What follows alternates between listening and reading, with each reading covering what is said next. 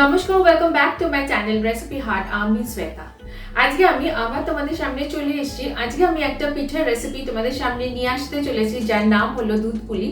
আর এই পিঠাটার একটা স্পেশালিটি হলো আমি এর মধ্যে কোনো নারকেলের পুর ইউজ করিনি। কিভাবে আমি এই দুধ পুলির রেসিপিটা তোমাদের সঙ্গে শেয়ার করছি সেটা দেখার জন্যই আমি তোমাদের রিকোয়েস্ট করব। আর তোমাদের যদি এই রেসিপিটা ভালো লাগে তাহলে তোমরা প্লিজ লাইক, কমেন্ট, শেয়ার আর সাবস্ক্রাইব করবে। তাহলে চলো দেখে কি আজকে একটু অন্যরকম ভাবে বানানো দুধ পুলির রেসিপিটা। আজকে আমি তোমাদের সঙ্গে যে একটু অন্যরকম ভাবে দুধ পুলির রেসিপিটা শেয়ার করতে যাচ্ছি, তার জন্য দেখো আমি গ্যাসটাকে অন করে আমি একটা ফ্রাইং প্যান বসিয়ে দিয়েছি। আর আমি এখানে দেখো একটা গুড়ের চাকতি নিয়ে নিয়েছি। এবার আমি কি করব, এখানে 1 কাপের মতো আমি জল দিচ্ছি।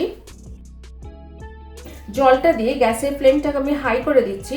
হাই করে দিয়ে এবার আমি এই গুড়টা এই জলের মধ্যে দিয়ে একটু গুড়টাকে আমি গলিয়ে নেব। গ্যাসটা হাই করে দিয়েছি, জলটা তাড়াতাড়ি গরম হয়ে যাবে। আর আমিও সমানে এই গুড়টাকে একটু নাড়িয়ে নাড়িয়ে আমি এই গুড়টাকে গলিয়ে নেব। নাড়াতে নাড়াতে গুড়টা অনেকটাই গলে গেছে, আরও কিছুটা বাকি আছে, তো সমানে আমি নাড়াতে থাকবো। নাড়িয়ে গুড়টাকে একদম আমি গলিয়ে নেব। এবার আমি এই ফ্রাইং প্যানটাকে এই বার্নারের মধ্যে আমি শিফট করছি, একদম লো করে রেখে দেবো।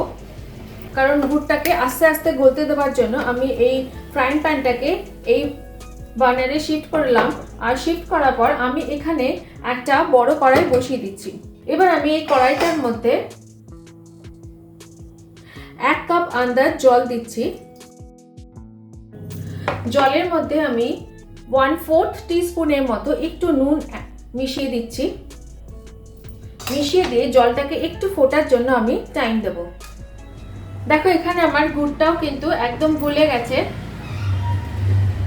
এবার আমি গ্যাসটাকে অফ করে দিচ্ছি। গুড়ের গ্যাসটা অফ করে দিয়ে এখানেও দেখো আমি গ্যাসটাকে হাই করে দিয়েছিলাম জলটাকে ফোটার জন্য। দেখো জলটাও ফুটে গেছে। এই সময় আমি এখানে 1 কাপের মতো আমি কেনা চালের গুঁড়ো রেখেছি। এই চালের গুঁড়োটা আমি এই গরম জলের মধ্যে দিয়ে দিচ্ছি। চালের গুঁড়োটা দেওয়ার পর আমি গ্যাসটাকে লো করে দিলাম। লো করে দিয়ে এখানে দেখো এখানে আমি একটা কোকোনাট পাউডার নিয়ে নিয়েছি। এই পাউডারটাও আমি এই চালের গুঁড়োর সঙ্গে মিশিয়ে দিলাম। মিশিয়ে দেওয়ার পর আমি গ্যাসটাকে অফ করে দিচ্ছি। অফ করে দিয়ে এই চালের গুঁড়োটা আর নারকেলের পাউডারটা পুরো জলটার সঙ্গে ভালো করে মেখে নিচ্ছি আমি।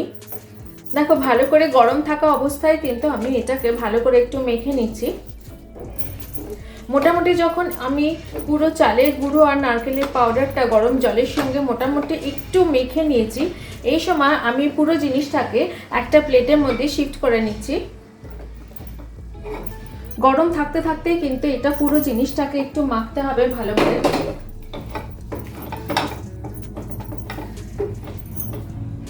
যদি খুব গরম থাকে তাহলে মাঝে মাঝে একটু ঠান্ডা জলের মধ্যে হাতটা ডুবিয়ে নিয়ে আমি এটাকে মেখে নেব।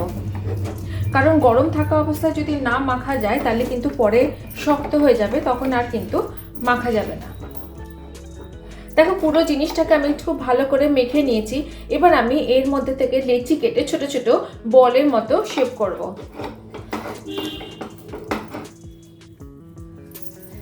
দেখো আমি এগুলো থেকে ছোট ছোট করে কতগুলো বল রেডি করছি।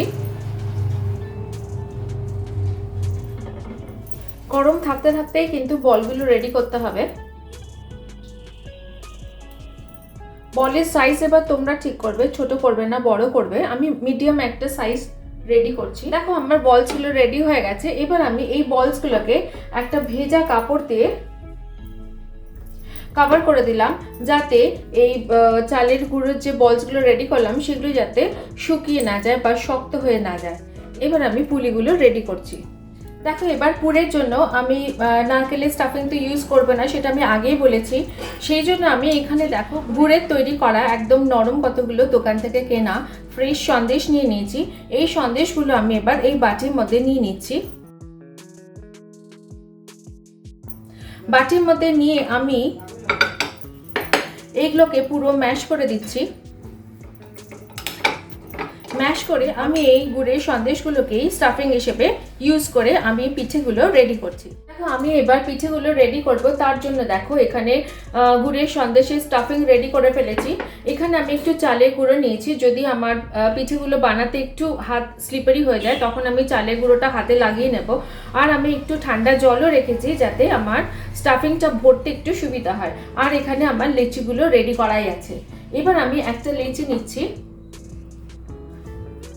নিয়ে ভালো করে আমি একটু গোল শেপ করে নিচ্ছি। গোল শেপ করার পর দেখো আমি এবার হাত দিয়ে এরকম একটা বাটি টাইপ করে নিলাম।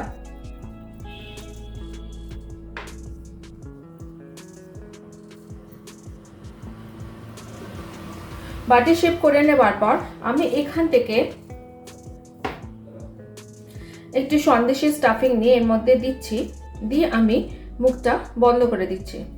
মুখটা কিন্তু খুব চেপে বন্ধ করতে হবে, নাহলে কিন্তু দুধের মধ্যে গেলে এগুলো খুলে যাবার চান্স থাকবে। সেই জন্য আমি হাত দিয়ে এগুলোকে একটু ফোল্ড করে দিচ্ছি। দেখো একটা পিঠে আমার রেডি হয়ে গেল, আমি সেকেন্ড আরেকটা দিচ্ছি।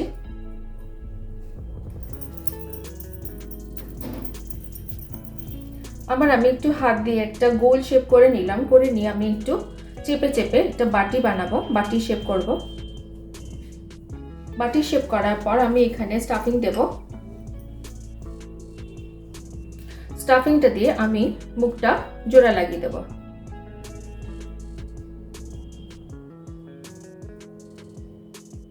জোড়া লাগাবার পর আমি হাত দিয়ে একটু এগুলোকে ফোল্ড করে দিচ্ছি। দেখো সেকেন্ডটাও কিন্তু আমার রেডি হয়ে গেল। দেখো আমার সব পুলি পিঠেগুলো রেডি করা হয়ে গেল। এবার আমি গ্যাসটাকে অন করে কড়াই বসিয়ে আমি এবার দুধটাকে ফোটাবো। আর আমি এই পিঠেগুলো একটা ভেজা কাপড় দিয়ে ঢেকে রাখবো। এবার দেখো গ্যাসটাকে অন করে আমি একটা কড়াই বসিয়ে দিয়েছি। কড়াইয়ের মধ্যে এবার আমি 1 লিটার দুধকে একটু ফোটাবার জন্য আমি প্যাকেটগুলোর থেকে দুধগুলো কড়াইয়ের মধ্যে ঢালছি।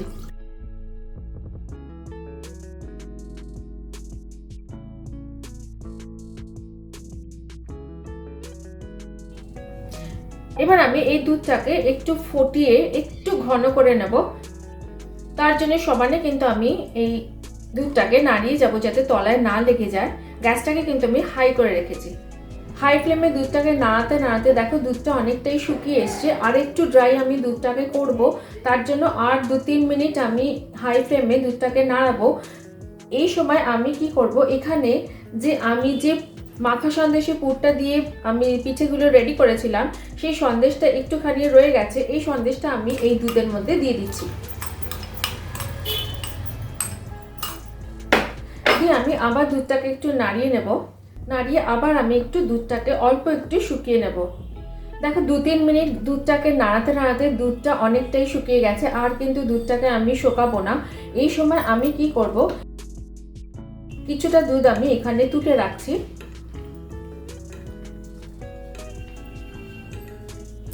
গ্যাসটা কিন্তু আমার হাই ফ্লেমেই আছে।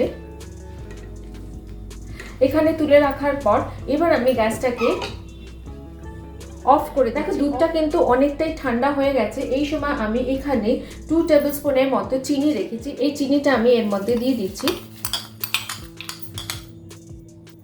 দিয়ে কিছুক্ষণ নাড়ানোর পর আমি এখানে এই যে গুড়টা আমি গরম জলের মধ্যে দিয়ে গলিয়ে রেখেছিলাম, সেই গুড়টা আমি এখানে অ্যাড করে দিচ্ছি।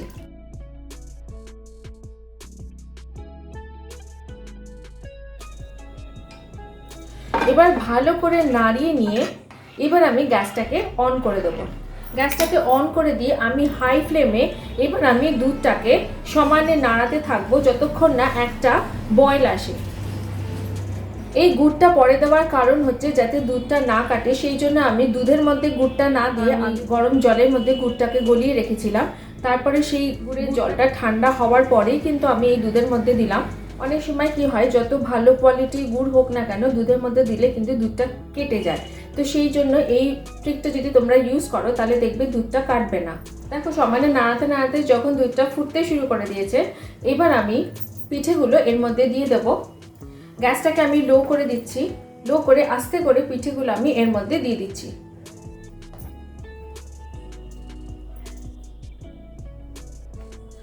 দেওয়ার পর আমি একটু ভালো করে নাড়িয়ে নিয়ে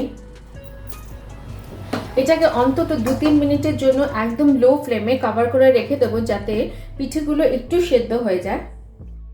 দেখো লো ফ্লেমে আমি পিঠেগুলোকে একটু ফোটার জন্য টাইম দিয়েছিলাম 2-3 মিনিট। এখান থেকে দেখো স্টিম বেরোচ্ছে, তার মানে পিঠেগুলো ফুটে গেছে। এবার আমি কভারটা সরাচ্ছি, সরিয়ে দেখো এখানে দেখে মনে হচ্ছে পিঠেগুলো সেদ্ধ হয়ে গেছে, কিন্তু দুধের পরিমাণটা একটু যেন বেশি লাগছে আমার। সেই জন্য এই পুরো লিকুইডটাকে একটুখানি ঠিক করার জন্য আমি এখানে যে আলাদা দুধটা তুলে রেখেছিলাম, এই দুধের মধ্যে আমি এটা চালের গুঁড়ো 4 টেবিল স্পুনের মতো চালের গুঁড়ো আমি দিচ্ছি। দিয়ে আমি দুধটার মধ্যে এই চালের গুঁড়োটা ভালো করে একটু মিশিয়ে নিচ্ছি। মিশিয়ে নিয়ে দেখো একটা সুন্দর একটা স্মুথ একটা টেক্সচার এসছে। এই পুরো চালের গুঁড়ো শুদ্ধ দুধটা আমি এর মধ্যে আস্তে করে দিয়ে দিচ্ছি। দিয়ে আমি ভালো করে একটু নাড়িয়ে নেব। বেশি কিন্তু আমি পিঠেগুলোকে ফোটাবো না, কারণ পিঠেগুলো কিন্তু ফেটে যাওয়ার চান্স থাকবে। সেই জন্য একটু নাড়িয়ে আমি আবার কভার করে রেখে দিচ্ছি 2-3 মিনিটের জন্য, একদম লো হিটে। 3 মিনিট কভার করে রাখার পর এবার আমি কভারটা তুলছি। কভারটা তোলার পর দেখো আমার দুধ পুলি পুরো রেডি হয়ে গেছে। এই সময় আমি গ্যাসটাকে অফ করে দিচ্ছি, কারণ দেখো এর থেকে ঠিক কনসিস্টেন্সি আমার চাই না। কারণ কি, পিঠেটা যখন ঠান্ডা হবে তখন কিন্তু এই পুরো জিনিসটা আরেকটু বসে যাবে। সেই জন্য এই রকম অবস্থা আমি গ্যাসটাকে অফ করে দিলাম। অফ করে দিয়ে আমি 5 মিনিট স্ট্যান্ডিং টাইম দিয়ে আমি তোমাদের সার্ভ করে দেখাবো আজকে এই স্পেশাল দুধ পুলি রেসিপিটা। আর একটা জিনিস আমি একটু বলবো, যে তোমরা অনেকেই মনে করতে পারো যে পিঠে করছো অথচ নারকেলের কোনো এসেন্স বা কোনো কিছু থাকছে না, কিন্তু আমি প্রথমেই কিন্তু নারকেলের একটা পাউডার নিয়েছিলাম, যাতে অন্তত একটু নারকেলের গন্ধটা পিঠের মধ্যে থাকে। সেই জন্য আমি গরম জলের মধ্যে যখন চালের গুঁড়োটা দিয়েছিলাম, তার সঙ্গে কিন্তু আমি নারকেলের পাউডারও দিয়েছিলাম। কাজে সব দিকে ব্যালেন্স করে কিন্তু এই দুধ পুলির রেসিপিটা আমি তোমাদের সঙ্গে শেয়ার করলাম। আর আরেকটা রিকোয়েস্ট, যে তোমাদের যদি ভালো লাগে তাহলে তোমরা প্লিজ লাইক, কমেন্ট, শেয়ার আর সাবস্ক্রাইব করবে। আর আমাদের একটু কমেন্ট বক্সে জানাবে যে তোমরা টেকনিকটা ইউজ করে বাড়িতে রেডি করে দুধ পুলিটা কেমন হলো।